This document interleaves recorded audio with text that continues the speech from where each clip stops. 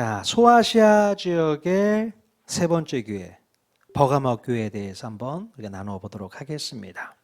이 버가모 지역은요, 서머나로부터 북쪽으로 한 100여 킬로미터 지점에 위치한 내륙 도시로서 로마와 또 아시아 주를 연결하는 교통의 요지이고요. 또 상업과 무역이 발달한 부유한 도시였다고 합니다. 그래서 버가모는 에베소 다음 가는 번영의 도시였다고 해요. 물론 버가모 이 지역도 에베소나 이 서머나와 마찬가지로 황제 숭배와 우상 숭배의 중심지로서 기독교 교회에 대한 핍박이 아주 심했던 지역으로 알려져 있습니다. 자, 오늘 본문에서도 우리 주님께서는 버가모 교회를 칭찬하시면서 이런 말씀을 해주셨어요. 요한계시록 2장 13절 말씀 같이 읽겠습니다. 시작. 내가 어디에 사는지를 내가 아노니 거기는 사탄의 권자가 있는 데라. 자, 이 말씀은 버가모 교회가 지리적으로 어느 위치에 있는지를 우리 주님이 아신다는 게 아니라요, 이 버가모 교회가 처해져 있었던 상황과 환경을 우리 주님이 알고 계신다는 그 얘기입니다. 즉 황제 숭배와 우상 숭배의 상황, 그 한가운데서 치열하게 영적 전쟁을 싸우고 있음을 우리 주님이 너무나도 잘 알고 있다, 이렇게 말씀하고 있는 것이죠. 자, 우리 주님께서는 처음 에베소 교회에 대해서는 무엇을 아신다고 말씀하셨어요? 에베소 교회는 그들의 행위와 수고와 인내를 아신다고 말씀하셨죠. 또 그리고 서머나 교회에 대해서는 그들이 당한 환난과 궁핍을 아신다고 말씀해 주셨습니다. 자, 이렇게 우리 주님께서는 우리의 형편과 처지를 너무나도 잘 알고 계신다는 거예요. 우리들에 대해서 아무것도 모르시는 것이 아니라 다 알고 계신다는 겁니다. 다 알고는 계시지만 이것에 대해서 즉각적으로 반응은 하지 않으세요. 오히려 그 상황과 환경을 바꾸어 주시기보다는 우리가 그것을 어떻게 이겨내고 있는지를 주목하시면서 그 상황과 환경을 잘 통과할 수 있도록 우리에게 힘과 능력을 더해 주시고 격려와 응원을 아끼지 않으신다는 말씀입니다. 그럼 우리가 인생을 살면서 가장 외롭게 느껴질 때가 언제일까요? 바로 우리가 가장 힘들고 또 어려운 시간을 겪고 있을 때에 그 사실을 아무도 모르고 나 혼자만 끙끙 앓고 있을 때가 가장 외롭게 느껴지는 때가 아닐까 싶습니다. 자, 이런 시간들을 나만 겪고 있다고 생각하지 마시기 바랍니다. 우리 모든 사람들이 다 겪게 되는 일이잖아요. 근데 여러분, 그렇게 힘들고 고통스러운 우리의 형편과 사정을 아무도 몰라줘도 바로 단 한 분, 우리 예수 그리스도께서는 다 알고 계신다는 사실을 꼭 믿을 수 있기를 바랍니다. 이 사실이 얼마나 우리에게 큰 위로를 주고 격려를 주는지 몰라요. 남들은 다 모를 수 있습니다. 아니, 같이 사는 가족도 내 마음을 몰라줄 때가 얼마나 많이 있어요. 그러나 내 안에 계신 주님께서는 나를 너무나도 잘 알고 계시고 내 마음, 나의 한숨까지도 기억하고 있는 분인 줄로 믿습니다. 그분을 우리의 주님으로 모시고 있다는 것이 얼마나 큰 행운인지 모르겠어요. 그렇죠, 여러분? 네. 우리 주님께서는 버가모 교회에 세워진 그 지역에 뭐가 있다고 얘기를 하셨습니다. 조금 전에 읽은 본문에 보면 사탄의 권좌가 있다고 우리 주님 말씀해 주셨어요. 13절 말씀을 조금 더 읽어보도록 하겠습니다. 13절 시작. 내 충성된 증인 안디바가 너희 가운데 곧 사탄이 사는 곳에서 죽임을 당할 때에도 나를 믿는 믿음을 저버리지 아니하였도다. 네. 주님의 충성된 증인이었던 이 안디바라는 사람이 이곳에서 순교를 당했다는 겁니다. 안디바는 버가모 교회의 목회자였습니다. 이 목회자로서 로마 황제 숭배를 거부했고 또 예수 그리스도에 대한 믿음과 신앙을 끝까지 지키다가 순교자의 반열에 오르게 되었던 것입니다. 자, 그러므로 주님이 말씀하신 사탄의 권좌란 당시 그리스도인들을 강제로 사형시켰던 어떤 권력 기구가 아닌가 생각이 되어집니다.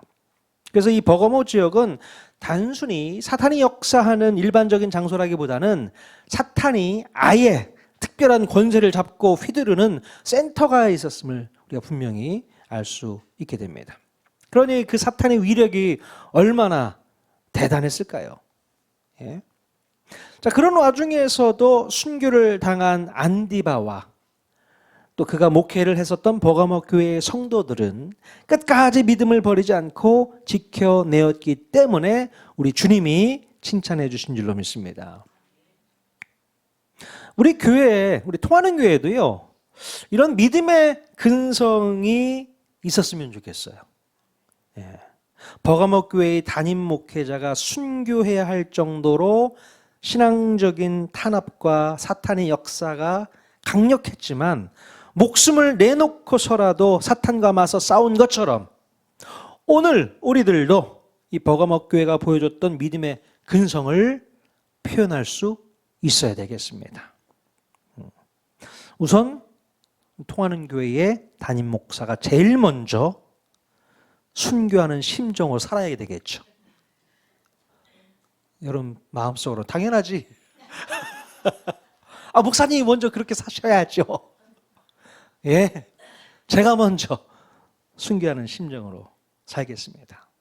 다행히도 우리나라는 종교의 자유가 있는 나라이기 때문에 순교를 당할 일은 없겠지만 순교를 각오한 심정으로 목회 사역을 이끌어 가야 하지 않을까 싶습니다. 목사가 먼저 순교하는 심정으로 살겠습니다. 자, 그 다음에는요, 목자님들. 우리 목자님들 마음 편하게 있으시려고요? 저랑 같이 순교하셔야죠. 순교하는 심정으로 우리 양들을 살피시고 목회를 하셔야 됩니다. 그리고 또 나머지 분들은 그냥 사시려고요? 이런 일이 발생하면 같이 목사님 저도 함께 순교하겠습니다. 제발요. 그런 믿음의 근성이 우리 모두에게 있어야 될 줄로 믿습니다. 그냥 나는 살짝 빠져야겠다 이런 마음을 가지시면 절대 안 돼요. 우리는 한 배를 탔습니다. 끝까지 가는 겁니다. 자, 그런데요, 이렇게 사탄의 이 강력한 역사 앞에서도 믿음을 저버리지 않았던 이 버가모 교회였지만 우리 주님께서는 그들의 치명적인 연약함을 책망하시게 됩니다. 아니, 이런 교회도 무슨 책망할 것이 있었을까? 자, 요한계시록 2장 14절 말씀 같이 읽겠습니다. 시작. 그러나 내게 두어 가지 책망할 것이 있나니 거기 내게 발람의 교훈을 지키는 자들이 있도다. 발람이 발락을 가르쳐 이스라엘 자손 앞에 걸림돌을 놓아 우상의 제물을 먹게 하였고 또 행음하게 하였느니라. 예, 이 버가모 교회의 일부 성도들이 잘못된 방향으로 가고 있음을 우리 주님께서 책망하고 계신 거예요. 즉 발람의 교훈을 지키는 자들이 있다는 겁니다. 도대체 이 발람의 교훈이 뭘까요? 이 발람의 교훈이 뭔지를 알기 위해서는 구약 성경을 우리가 살펴봐야 돼요. 이 발람이라는 사람은 구약 성경에 나오는 인물인데요. 바로 출애굽한 이스라엘 백성들이 40여 년의 광야 생활을 끝마칠 무렵에 바로 이스라엘을 위협하기 위해서 등장한 인물입니다. 이스라엘 백성들이 40년간의 광야 생활을 끝마치고 이제 가나안 땅으로 들어갈 무렵 그들은 제사장 나라의 백성으로서 견고하게 훈련받은 그런 자손이 되었습니다. 그래서 주변의 여러 나라들이 이스라엘 백성들을 두려워서 벌벌 떨게 되었어요. 자, 특히 그런 나라들 중에서도 이 모압이라는 나라의 이 발락 왕, 이 발락 왕은요, 더욱 강력해진 이스라엘 백성들을 두려워한 나머지 특별한 술수를 쓰게 됩니다. 바로 그 당시 용하다고 소문난 예언자 발람을 기용해서 주술행위를 시키도록 했다는 거죠. 네. 오늘날로 말하면 영빨이 센 무당이라고 볼 수 있어요. 이 발람은요. 그래서 이 모압 왕 발락은 발람에게 사람을 보내서 이스라엘 백성들을 저주해달라고 부탁을 하게 됩니다. 네, 헷갈리시죠? 발락, 발람. 발락은 왕이고 발람은 그렇죠. 거짓 선지자입니다. 하지만 이 발람은요, 하나님의 천사가 나타나서 경고를 하는 바람에 이스라엘 백성들에게 저주를 내리지 못하고 오히려 반대로 3번씩이나 이스라엘 백성들을 축복하게 됩니다. 하나님께서 그 입에 축복의 말을 넣어주시게 된 거예요. 놀라운 일이 발생했죠.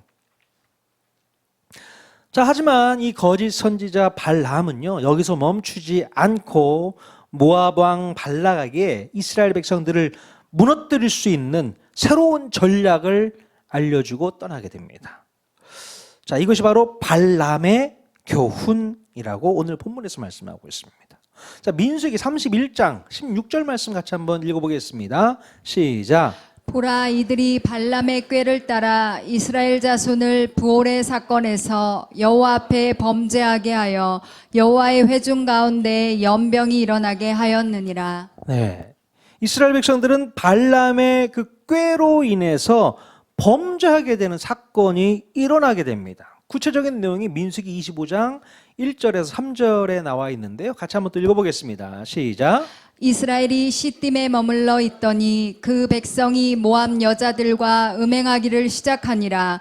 그 여자들이 자기 신들에게 제사할 때에 이스라엘 백성을 청하매 백성이 먹고 그들의 신들에게 절함으로 이스라엘이 바알브올에게 가담한지라. 여호와께서 이스라엘에게 진노하시니라. 예.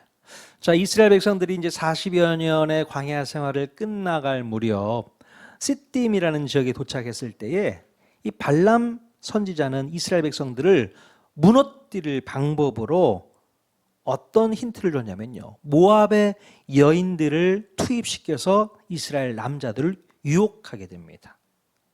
예. 미인계를 썼던 것 같아요. 즉 바알브올에게 가담하도록 유혹하게 되는데요, 바알브올에 가담했다는 뜻은 뭐냐면 이스라엘 백성들이 모압의 신인 바알을 숭배하는 의식에 참여를 했다는 겁니다. 그 당시 모압에서 섬기던 바알 신은요, 바로 농경과 다산의 신이었는데요, 이 바알 신을 숭배하는 의식은 남녀 간의 성적인 행음을 통해서 제의가 이루어지게 됩니다. 그래서 이 이스라엘의 남자들은 바알브올의 제사 의식에 미혹이 되어서 모압의 여인들과 음행을 하게 되었고 결국 하나님께서는 진노하시게 되는 것이죠. 그러니까 이스라엘 백성들이 하나님 앞에 제사를 드릴 때는 5가지 제사를 하나님께 올려드리지 않습니까? 늘 하던 제사, 하나님께 드리던 제사만을 드렸는데, 아니 뭐야? 모압에서는 정말 희한한 제사를 드리네? 바알에게 제사를 드리는데 그것이 그냥 뭔가 짐승을 태워서 드리는 제사가 아니고 성전에서 남자, 여자가 행음을 하는 거예요. 그러면서 하늘에 있는 바알 신에게 요청을 하는 거죠. 비를 내려달라고. 희한하잖아요. 신박하잖아요. 그러니까 거기에 쏙 빠져버리는 겁니다. 남자들이. 야, 이런 일이 발생해요. 이 발람 선지자가 이스라엘 백성들을 저주하려고 했지만 저주가 안 되자 이런 방법을 썼던 거예요. 그러면 이 방법을 해서 무너뜨리자.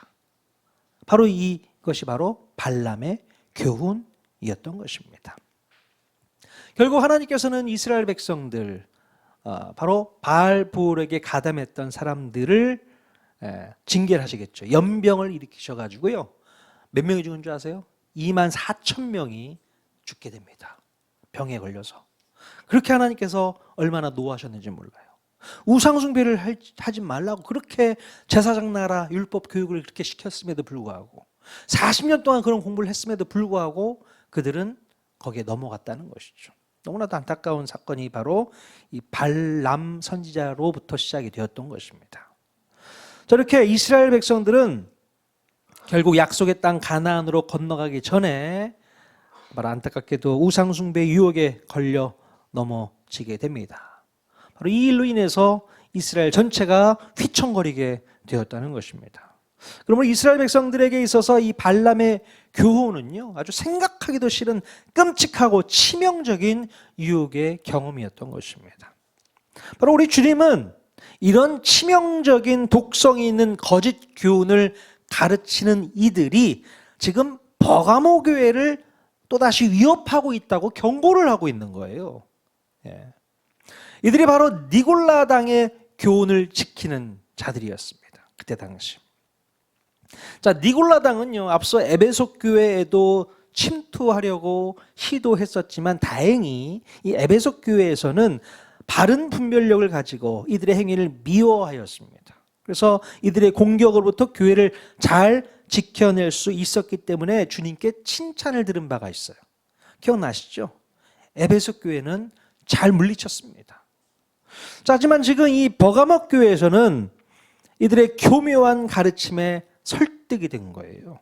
그래서 우상숭배와 버가모 지역에서 벌어지는 음란한 죄의 의식에 점차 빠져들게 되었던 것입니다. 도대체 어떤 가르침 때문에 교회의 성도들이 이런 것들에 빠져들었을까요? 어떤 가르침이 있었을까? 바로 그때 당시 초대교회를 강타했던 이단 사상이 있었습니다. 영지주의라는 사상이었거든요. 바로 이 영지주의 사상을 기반으로 한 니골라당 이단은 하나님의 말씀과는 완전히 위배되는 비도덕적인 행위를 거리낌 없이 하도록 유도했던 것이죠. 네. 자, 이 당시 영지주의 사상의 내용 중에 이런 내용이 있습니다. 어떤 거냐면 인간의 육체가 악하다고 여기면서도 육체적인 행위가 영적인 구원에 아무런 영향을 미치지 않는다고 가르쳤어요. 이해가 되십니까? 육체적인 행위가 영적인 구원에 아무런 영향을 미치지 않는다, 이렇게 얘기를 하는 것이죠. 자, 이런 악한 교리가 성도들 마음에 확신을 주었다면 어떤 일들이 벌어지게 될까요? 그것이 마음간에 딱 들어와 버리면 어떤 일이 벌어지는가? 자, 이러한 주장은 도덕적인 방종과 성적인 타락을 정당화하는 결과를 초래하게 됩니다. 이런 문제가 발생하는 거예요. 그래서 교회를 다니면서도 우상숭배에 참여해도 상관이 없다는 주장까지 나오게 됩니다. 예. 음란한 세상 풍습에 동참해도 상관이 없다는 교리로 성도를 미혹하게 된 거예요. 이게 바로 이단입니다. 그때 당시 초대교회를 힘들게 했던 영지주의 사상. 자, 이런 영지주의 이단에 대해서 에베소 교회는 튼튼하게 방어해냈지만 안타깝게도 이 버가모 교회는 흔들려 버리기 시작했습니다. 자, 버가모 교회는요, 로마 정부의 탄압과 박해와 핍박 속에서도 믿음을 잃지 않고 순교의 피를 흘리면서 끝까지 버텨냈었잖아요. 담임 목회자가 순교하면서 그 교회를 지키려고 얼마나 애를 썼는데 이제는 바로 니골라당이라는 영지주의 이단이 조용히 교회 속으로 침투해 들어오면서 조금씩 교회가 무너지기 시작했다는 거예요. 그 모습을 바라보시면서 우리 예수님께서 안타까워하시면서 책망하고 있는 내용이 바로 오늘 말씀입니다. 자, 이 버가모 교회가 겪게 된 이 일은요, 오늘날에도 적용해 볼 수 있는 그런 일들이 있습니다. 똑같은 일이 벌어지고 있어요. 어떤 일일까요? 자, 교회를 다니면서 신앙생활을 잘 하고 있다면 나는 교회 밖을 나갔을 때에 내가 원하는 대로 살 수 있다라고 생각하는 생각이 있을 수 있습니다. 아니, 가끔 뭐 룸사롱 같은 데 가서 술 마셔도 되는 거 아니야? 바이어들 접대하려면 그런 것 정도는 할 수 있어야지 하는 사람들이 있어요. 그러니 왜 없겠습니까? 미혼 남녀가 결혼하기 전에 순결을 지키지 않아도 큰 문제가 되지 않는다고 생각을 하는 경향이 있습니다. 그런 생각을 자연스럽게 합니다. 또 결혼하고 나서도 가끔 외도를 하거나 바람을 피워도 죄책감이 없어요.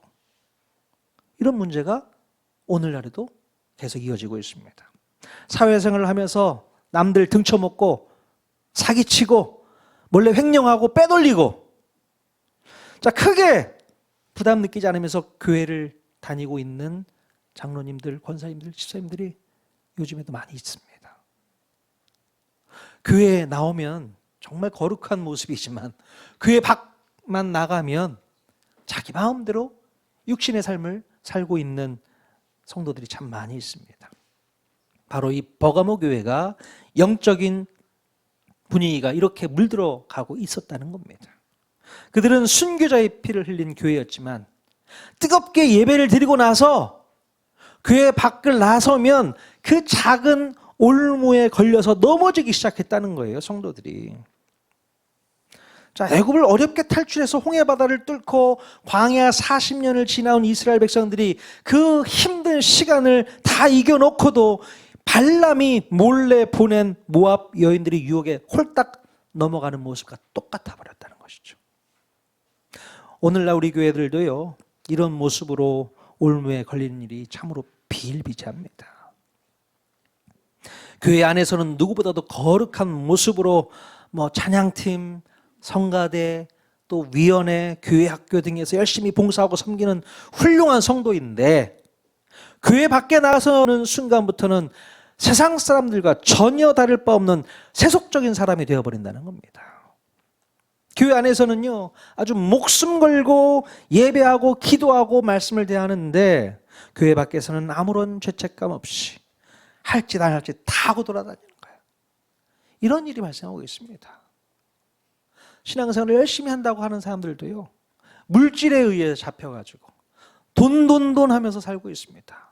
그리고 어떻게 하면 쾌락을 즐길 수 있을까? 즐거움을 즐기기 위해서 노력하는 거죠. 그러니까 신앙생활과 또 교회 밖의 생활이 완전히 딴판인 거예요. 그런 사람들이 분명히 있습니다. 우리는 정말 안과 밖이 똑같아야 돼요. 교회 안에서 신앙생활하는 모습과 교회 밖에서 신앙생활하는 모습이 똑같아야 됩니다. 두 얼굴의 사나이들이 있는 거예요. 교회 와서는 아이고 집사님, 권사님 정말 거룩한 모습, 말씀을 나눌 때도 거룩한 얘기만 하고, 그런데 딱 예배드리고 집에만 가면 그때부터 막 화가 나고 짜증 부리고, 죄를 짓는 모습들이 너무나도 많이 있습니다. 심지어 오늘날 교회에서 사역을 하고 있는 우리 목회자들도요, 이 발람의 교훈으로 말씀을 가르치는 거짓 교사들이 많습니다. 말씀을 선포할 때에 예수님의 십자가, 보혈, 죄사함, 거듭남, 회개, 예수의 재림, 종말, 심판, 지옥, 이런 주제를 가지고 듣기 불편하지만 이런 예민한 주제에 대해서 말씀을 아끼는 사람들이 많이 있어요. 성도들이 듣기 불편하다는 거예요. 막 심판을 얘기하고 지옥을 얘기하고 회개를 얘기하면은 성도들이 듣기 불편하다는 거예요. 목사님 그 말씀은 좀 이제 안 하셨으면 좋겠네. 그래서 목회자들이 그 말씀을 절제를 해요. 그리고 반면에 어떤 주제를 가지고 이야기를 하는 걸 좋아하는가 하면 긍정의 힘, 성공의 비결, 상처의 회복, 인간관계 코칭. 재밌죠. 또 즐겁죠. 도움이 많이 되죠. 근데 그런 것들로 말씀을 만들어 나가고 있다는 겁니다. 이런 것들은요, 예수님의 복음과는 전혀 상관이 없거나 또는 복음과 적당히 섞어서 가르치는 이런 거짓 교사들의 가르침이 난무하다는 것을 알아야 돼요. 그러니까 복음이 아예 없는 것도 아니야. 복음이 적당히 섞여 있어. 그게 더 무서운 거예요, 여러분. 여러분, 사탄의 역사는 원색적인 복음에 슬며시 물을 탑니다. 이 사탄의 역사인 거예요. 초대교회 당시 정말 힘들고 어렵게 박해하고 핍박했던 그런 모습 속에서 기독교가 여전히 살아났지 않습니까? 사단이 알게 되는 거지. 야, 핍박해서는 안 되는구나. 박해해서는 절대로 기독교가 무너질 수 없구나. 그럼 어떻게 해야 되는가? 기독교 복음에 뭘 탄다고요? 물을 타버려요. 희미하게 색깔을 흐려놓는 거죠. 그러면 넘어온다. 이게 바로 발람의 교훈이라는 것을 아셔야 됩니다. 여러분, 발람의 교훈이 참 무섭습니다. 이게 다 맞는 것 같아도 맞지가 않아요. 물 탔는데. 자, 그래서 우리 주님께서는 이런 버가모 교회에 대해서 뭐라고 권면하시는가?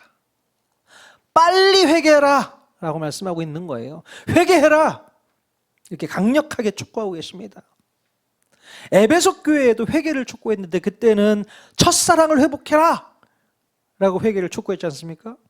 근데 이 버가모 교회에서는 어떤 회개를 명령하신 거예요? 바로 교회의 세속화를 회개해라. 세속화되었다는 거죠. 세상과 타협하고 있는 교회의 모습 안 된다. 빨리 회개해라 라고 명령하고 계십니다. 자, 그런데 만약에 그들이 회개하지 않는다면 어떻게 하신다고 말씀하고 있어요? 자, 계시록 2장 16절 같이 한번 읽겠습니다. 시작. 그러므로 회개하라. 그리하지 아니하면 내가 내게 속히 가서 내 입의 검으로 그들과 싸우리라. 네. 주님이 직접 오셔서 말씀의 검으로 그들과 싸워서 결판 내시겠다고 말씀하고 있어요. 그만큼 사안이 너무나도 심각하고 엄중하다는 것을 내포하고 있는 말씀이 아닌가 싶습니다. 내가 직접 가서 심판할 거야. 네가 회개하지 않으면 내가 모조리 다 도려낼 거야. 그렇게 말씀하고 있는 거예요. 자, 그런데 오늘 주님께서는 또 버가모 교회 성도들에게 마지막으로 아주 중요한 말씀을 한 가지 더 해주고 계신데요. 자, 요한계시 2장 17절 말씀 같이 한번 읽어보겠습니다. 시작. 귀 있는 자는 성령이 교회들에게 하시는 말씀을 들을지어다. 이기는 그에게는 내가 감추었던 만나를 주고 또 흰 돌을 줄 터인데 그 돌 위에 새 이름을 기록한 것이 있나니 받는 자 밖에는 그 이름을 알 사람이 없느니라. 자, 우리 주님은요, 마지막 승리하는 사람에게 무엇을 준다고 말씀하셨어요? 두 가지. 예, 바로 감추었던 만나와 흰 돌을 주겠다고 말씀하고 있습니다. 도대체 무슨 의미일까요? 감추었던 만나를 주시겠다, 흰 돌을 주겠다.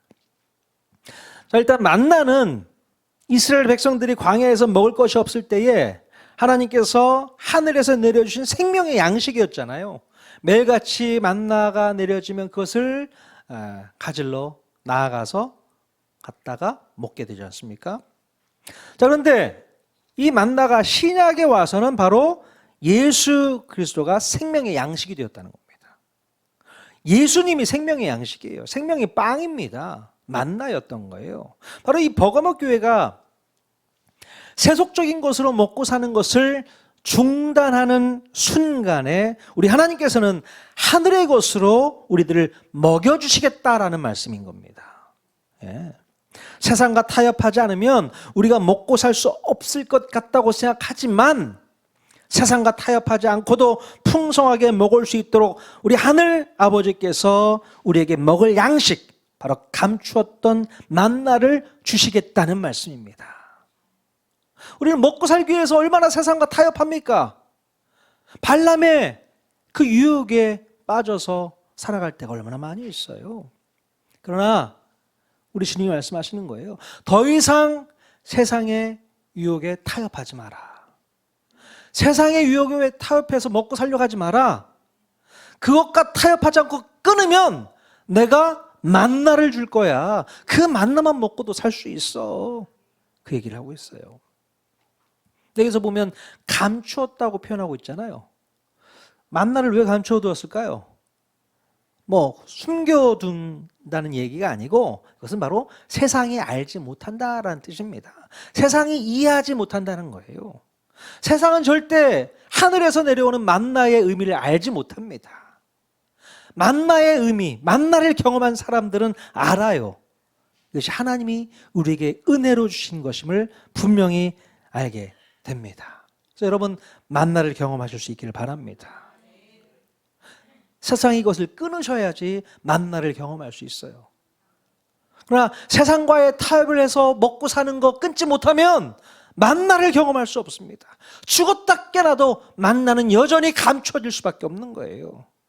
예수 믿고 신앙생활을 잘한다고 하더라도 여전히 세상과 타협하고 살면 만나 죽었다 깨나도 경험할 수 없습니다. 자, 그리고 또 하나 마지막 승리자에게 무엇을 주신다고 했어요? 흰 돌을 주신대요.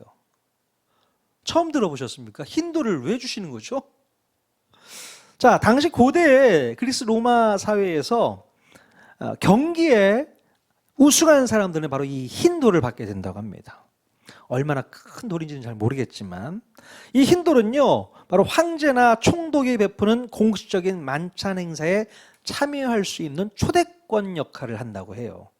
그래서 이 흰 돌을 갖고 있으면 그 만찬장에 들어갈 수 있게 된다는 것이죠. 자, 그렇기 때문에 이 흰 돌을 받게 된다면 얼마나 영광스러운 일인가 생각해 볼 수 있는 것이죠. 또한 이 흰 돌은요 당시 혼인잔치와 같은 그런 특별한 연회의 초대권 역할도 했다고 합니다. 그래서 이 흰 돌에는요 초대받는 사람의 이름이 새겨져 있어서 이 흰 돌을 가지고 가야만 혼인잔치에 참여할 수 있는 자격이 부여되었다고 얘기를 합니다. 바로 이런 문화적 해석과 또 비유를 통해 볼 때에 주님께서 주신다고 하는 이 흰돌은 먼 미래에, 앞으로 먼 미래에 하늘 아버지께서 베푸시는 그 어린 양 혼인잔치에 우리 모두가 영광스럽게 참여할 수 있도록 허락해 주시는 초대권인 것을 여러분 기억하시길 바랍니다. 이해가 되세요? 그 흰돌을 우리 모두가 다 받아야 되는 거예요. 그래야만 저 천국에 올라가서 어린 양 혼인잔치에 다 같이 참여할 수 있게 되는 것입니다. 우리 통하는 교회 성도들은요 주님이 주시는 이 만나와 흰돌을 다 받을 수 있기를 바랍니다. 혹시라도 아직까지 하나님께서 주시는 만나를 경험하지 못한 분들이 계십니까? 자, 그런 분들은 어쩌면 여전히 세상이 주는 것으로만 배불리려고 하는 세상과 타협하는 분들이 아닐까 싶어요. 예. 세상이 주는 달콤한 이 불량식품을 과감하게 버리시고 하나님께서 내려주신 영적인 건강식 만나를 경험하실 수 있기를 바랍니다. 그게 가장 건강한 음식인 것 같아요. 또 혹시라도 아직까지 하나님께서 주시는 흰 돌을 받지 못하신 분들이 있으십니까? 바로 어린 양 혼인잔치에 참여할 수 있도록 주시는 구원의 흰 돌. 예. 저와 여러분 모두가 이미 받아서 소유하고 있으리라 믿습니다. 내 마음 가운데 흰 돌이 있어. 이거 가지고 보여주면 저 천국에 나는 들어갈 수 있어. 그런 믿음의 확신 있으십니까? 아니 목사님 저는 아직 흰 돌을 못 받은 것 같은데요. 그럼 성경 공부 다시 시작해야 돼요. 예. 저와 여러분 모두는 주님이 주신 이 만나와 흰 돌을 가지고 먼 미래를 바라보면서 이 땅에서 최선을 다해 살아가야 될 하나님의 자녀들인 줄로 믿습니다. 더 이상 세상이 주는 세상의 타협과 우린 맞서 싸워야 될 줄로 믿습니다.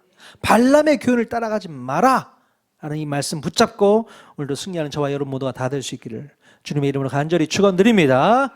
아멘.